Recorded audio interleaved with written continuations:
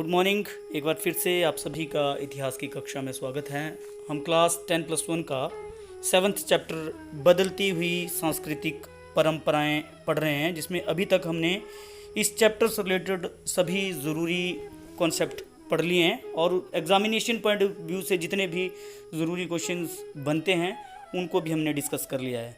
आज इस क्लास में हम इस चैप्टर से रिलेटेड मल्टी चॉइस क्वेश्चंस करने जा रहे हैं। हालांकि इसमें मैंने सिर्फ एक ऑप्शंस दी हुई है और उम्मीद करता हूं कि आप लोगों को ये बहुत फ़ायदा देने वाली होगी। इसमें आपके बहुत सारे कॉन्सेप्ट्स क्लियर होंगे और न केवल एग्जामिनेशन में बल्कि जब आप कॉम्पिटिटिव एग्जामिनेशन में भी आगे जाओगे उसमें भी फ़ायदा रहेगा। तो स्टार्ट करते हैं। इसमें पहला जो क्वेश्चन है हमारा वो है, कस्तुनतुनिया पर तुर्कों ने कब अधिकार किया? इसका सही उत्तर है 1453। ये महत्वपूर्ण घटना जो पुनर्जागरण के लिए भी जिम्मेवार थी। इसका दूसरा प्रश्न आज का, दूरबीन का आविष्कार किसने किया? इसका सही उत्तर है गैलीलियो गैलीली, महान विद्वान वैज्ञानिक गैलीलियो गैलीली। मानवतावाद का पितामह किसे कहा जाता है?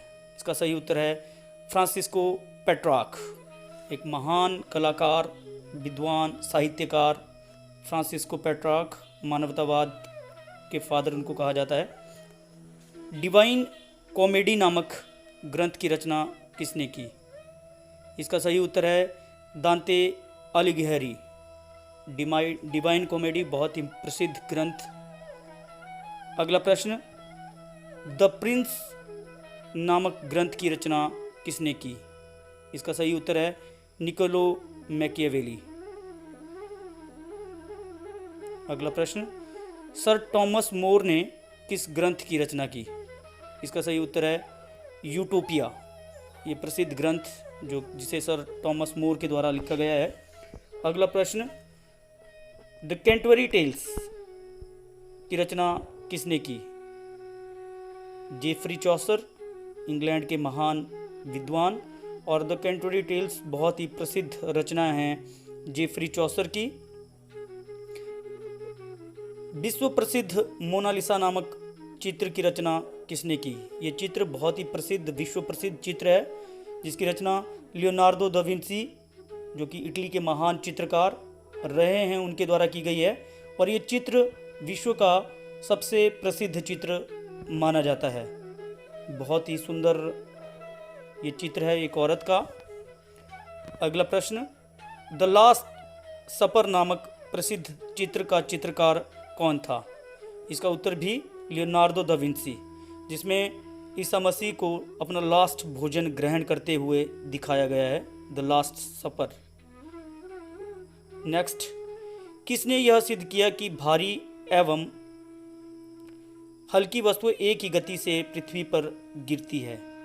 गैलीलियो गैलीली, महान वैज्ञानिक, दूरबीन का आविष्कार किया है। किसने यह सिद्ध किया कि रक्त हृदय से चलकर धमनियों तथा नाड़ियों से होता हुआ पुनः वापस हृदय में पहुंच जाता है? William Harvey. इसे रक्त परिसंचरण के नाम से भी जाना जाता है। गुरुत्वाकर्षण का सिद्धांत किसने दिया? विश्व प्रसिद्ध ये ग्रेविटेशन फोर्स आइजैक न्यूटन, महान वैज्ञानिक।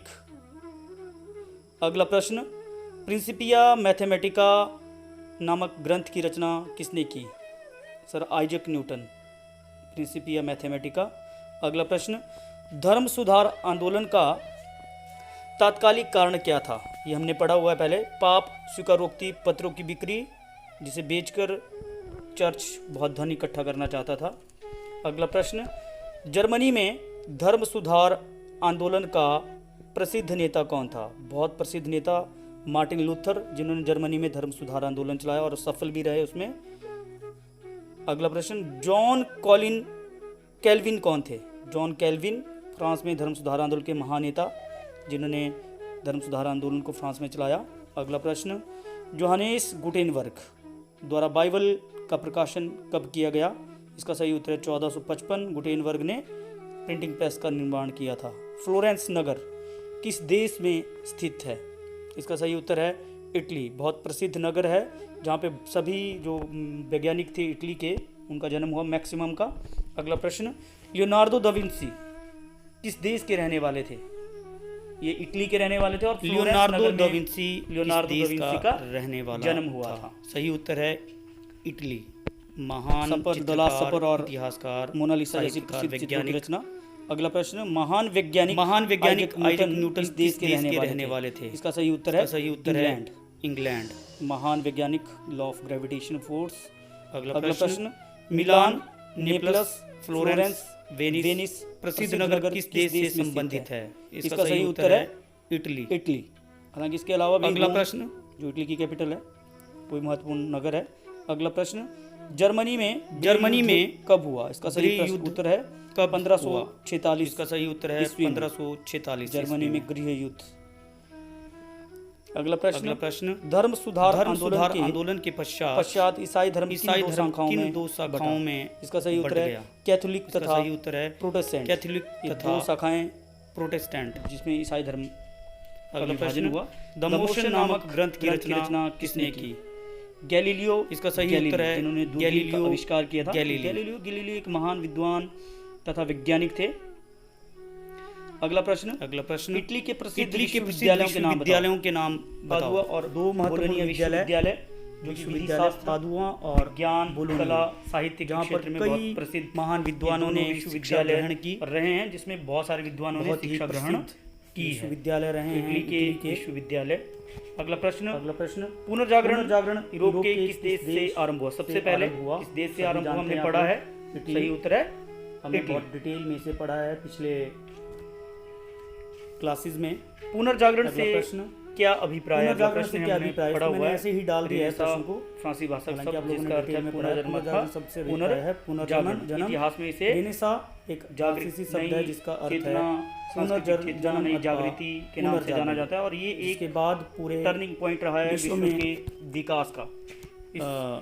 पुनर्जागरण के क्रांति आई, बहुत सारे विकास हुए, प्रत्येक क्षेत्र में उन्नति हुई, विज्ञान, बहुत महत्वपूर्ण घटना थी। बहुत सारा विश्व इतिहास की पुनर्जागरण। और आज हम देख सकते हैं कि साहित्य, विज्ञान, कला पुनर्जागरण के क्षेत्र में बहुत विकास हुआ। अगला प्रश्न, मानवतावाद से क्या अभिप्राय है? हुआ वैसे ही पहले पढ़ा कि मानवतावाद से क्या अभिप्राय है? मानवतावाद से अभिप्राय ऐसे आंदोलन से है जिसमें मानव पर मानव के अधिक बल दिया जाता है। मतलब मनुष्य की फ्रीडम बहुत ज्यादा इम्पोर्टेंट और उसके विकास और उसकी उन्नति के ऊपर बात की जाने लगी। और दूसरे लोग के ये एक ऐसा आंदोलन था प्रथाएं जिसके बाद मानव का जैसे पुनर्जागरण अधिक बढ़ गया, पर लोग की अपेक्षा मानव के महत्व पर जागृति आती रही तो पता लग दिया जाने लगा। आदमी की क्या फ्रांसिस्को पिंजारो ने मानव के महत्व पर बल दिया, महत्वपूर्ण योगदान दिया मानवतावाद के विकास में। प्रश्न, पुनर्जागरण यूरोप के किन भागों में फैला? तो हमने पढ़ा कि इटली में आरंभ हुआ, जर्मनी, इंग्लैंड, फ्रांस, स्पेन और मैक्सिमम यूरोपियन कंट्री आदि देशों में ये इटली के बाद पुनर्जागरण का बहुत सारे देशों में शुरुआत हुई, जिसके बाद हम देखते हैं कि बहुत सारे चेंजेस आए। इटली के बाद पुनर्जागरण आरंभ हुआ, देश में आरंभ इंग्लैंड। तो आइजैक न्यूटन जैसे महान विद्वान जो कि इंग्लैंड बहुत सारे विद्वानों का योगदान रहा। अगला प्रश्न, वेटिकन सिटी क्यों प्रसिद्ध है? दुनिया का सबसे छोटा देश है और इटली की राजधानी रोम में स्थित है। और ये पोप का निवास स्थान है जहाँ पे पोप रहते हैं। पोप का ये निवास स्थान रहा है। वेटिकन पुस्तकालय की स्थापना किस पोप के द्वारा की गई? इसका सही उत्तर है पोप निकोलस पुस्तकालय है, पोप निकोलस प्रथम। अगला प्रश्न, संत पीटर का गिरजाघर किस पोप के द्वारा बनवाया गया था? ये भी उत्तर भी निकोलस पंचम के द्वारा। इटली का कौन सा विश्वविद्यालय विधि शास्त्र का सर्वाधिक प्रसिद्ध केंद्र था? उसका सही उत्तर है बोलोनिया विश्वविद्यालय लॉ की। अगला प्रश्न, the civilisation of the Renaissance नामक प्रसिद्ध ग्रंथ की रचना किसने की? बहुत प्रसिद्ध ये पुस्तक है, Jacob Burckhardt, the civilisation of the Renaissance in Italy. महत्वपूर्ण ग्रंथ जैकब। अगला प्रश्न, किसने यह प्रमाणित किया कि पृथ्वी सहित सभी ग्रह के सूर्य के चारों ओर चक्कर काटते हैं?